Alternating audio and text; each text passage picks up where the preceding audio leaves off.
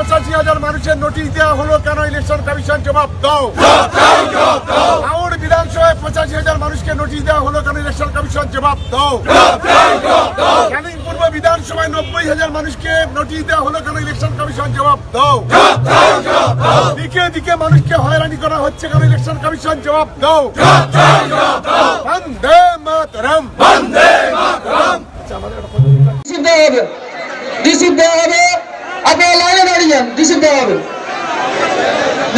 লাইনে দাঁড়িয়ে যান। আর যারা রিসিভ পাননি, যারা হিয়ারিং করে নিয়েছে রিসিভ পাননি, তাদেরও দেওয়া হবে। হ্যাঁ, আপনাদের আমি বলেছি, আপনাদের যে নোটিশের কপিটা আছে, আপনাদের কাছে যে নোটিশের কপিটা আছে, ওইটার একটা জেরক্স কপি সঙ্গে আনুন। কারণ আমাদের তো নোটিশের কোনো ফরম্যাট নেই, ওদেরকে দেওয়া হয়নি।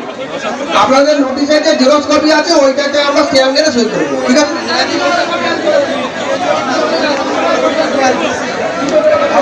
হ্যাঁ, দুটো করে একটা আমরা জমা দেবো নোটিশের, আর একটা আপনারা ফটোকপি নিয়ে আসবেন। আচ্ছা, অভিযোগ আছে যে নোটিশ আপনাদের কাছে দিয়েছে,